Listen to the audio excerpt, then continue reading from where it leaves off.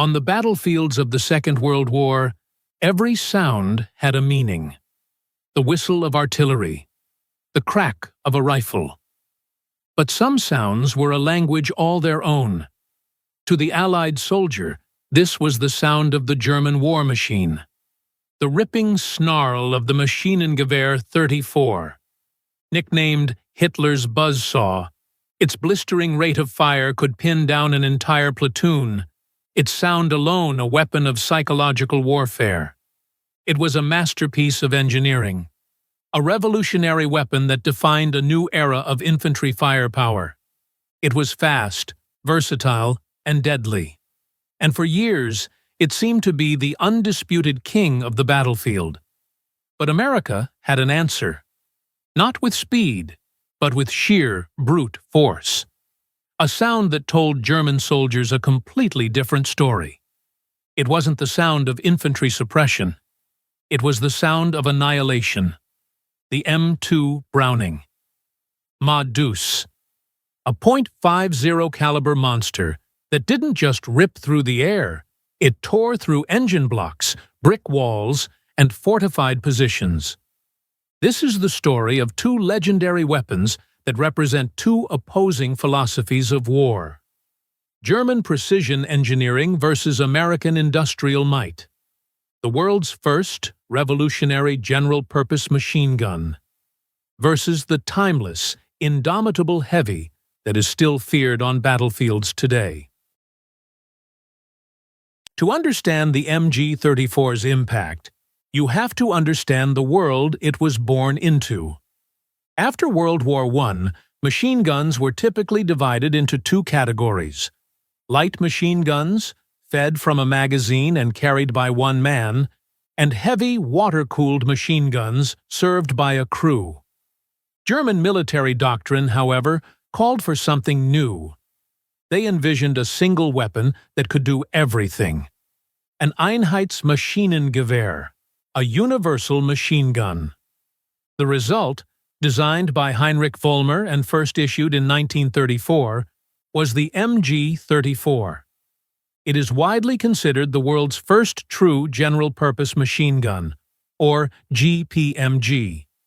In its light role, one soldier could carry the 26-pound gun and use its built-in bipod for mobile fire support.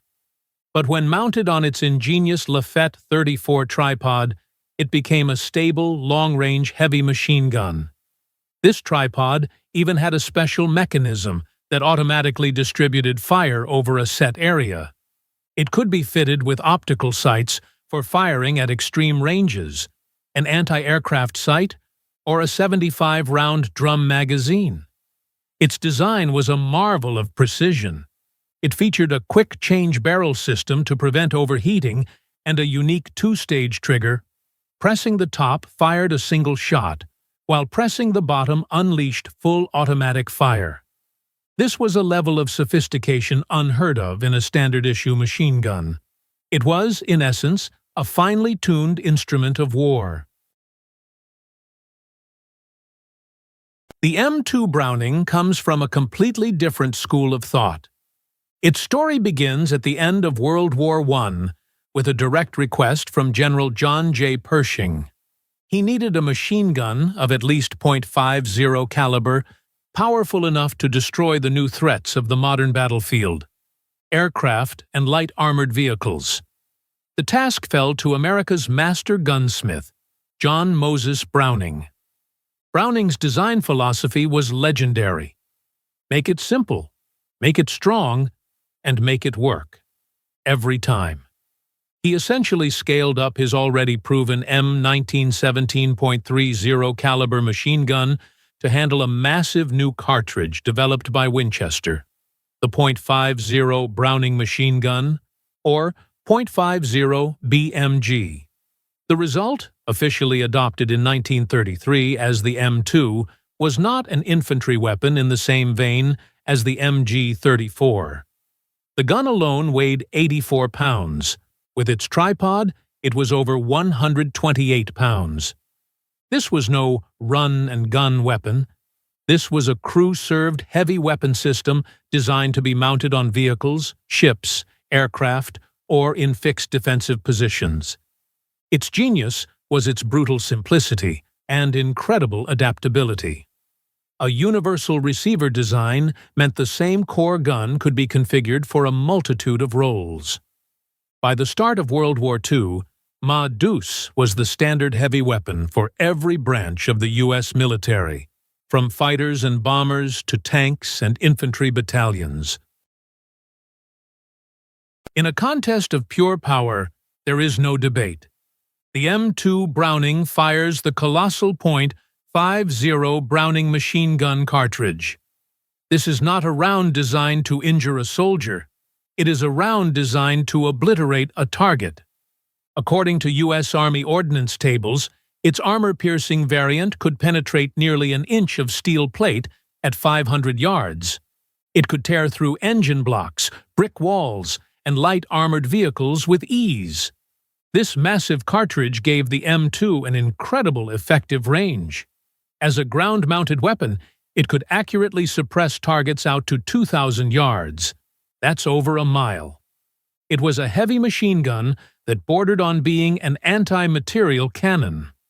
The MG34 fired the standard German rifle cartridge, the 7.92 by 57 mm Mauser. It was a powerful and effective full-sized rifle round, excellent for anti-personnel use, but it simply could not compete with the .50 BMG. It had no significant anti-armor capability, and its effective range was roughly half that of the M2. This isn't a fair fight. The M2 Browning is in a completely different weight class. For sheer, unadulterated power and range, the M2 Browning wins, and it's not even close. Here, the German design philosophy shows its brilliance. The MG34 had a blistering rate of fire, around 900 rounds per minute, which gave it its distinctive, terrifying, ripping sound. But its true genius was its weight.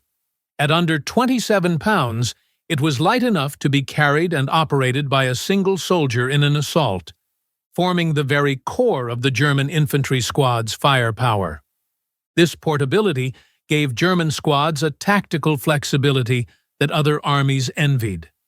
The M2 Browning, by contrast, is a beast. The gun itself weighs 84 pounds. Its tripod weighs another 44. It is a crew-served weapon in every sense of the word, requiring multiple soldiers to move and operate effectively. It is a static, defensive weapon, or one that must be mounted on a vehicle. Its rate of fire is also much slower and more deliberate, a chugging 550 rounds per minute, a pace designed for sustained fire and barrel preservation, not frantic assaults. The MG34 defined what a modern mobile machine gun should be. It could be carried into the attack and provided a devastating volume of fire. For rate of fire and infantry portability, the MG34 is the clear and decisive victor. The MG34 was the heart of the German General-Purpose Machine Gun doctrine. The exact same weapon could serve as a squad-light machine gun, a tripod-mounted heavy machine gun, an anti-aircraft weapon, or a tank's coaxial machine gun. This simplified logistics and training immensely. However, this one-size-fits-all approach had a weakness. While it was a good heavy machine gun, it wasn't a great one. It was a jack-of-all-trades. The American M2, on the other hand, was not a general-purpose machine gun. It was a universal heavy weapon. The U.S. Army didn't try to make it a light machine gun. They had the BAR for that. Instead, they put the M2 on everything. It was the primary offensive weapon on their fighters. It was the primary defensive weapon on their bombers. It was the commander's anti-aircraft and anti-personnel weapon on their tanks. It was the main gun on their half-tracks and armored cars. The MG34 was a brilliant gun that filled many roles. The M2 was a brilliant gun that defined the heavy weapon role for an entire military across land, sea, and air. For its incredible, all-encompassing versatility, the M2 Browning takes this category. Here we see the fatal flaw of the German design. The MG34 was a masterpiece of early 20th century machining. It was built with exacting tolerances like a fine watch. While this made it incredibly smooth and accurate, it was also its Achilles heel. As documented in numerous German after-action reports, the MG34 was highly sensitive to dirt, mud, and cold.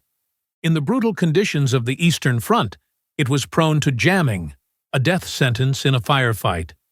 It was also incredibly expensive and time-consuming to manufacture, a problem a nation at war cannot afford. The M2 Browning is the complete opposite. It is famously, legendarily reliable. It was designed with loose tolerances and simple, robust parts. It will fire when it's dusty, muddy, frozen, or red-hot. It is famously easy to maintain. Its simple, rugged design also meant it could be mass-produced with incredible efficiency. And its longevity is undeniable. While the Germans had to replace the complex MG34 with the simpler, stamped steel MG42 mid-war, the M2 Browning is still in service with the U.S. military and over 100 other countries today, more than 90 years after its introduction. A weapon that doesn't fire is useless. A weapon that can't be easily produced can't win a war.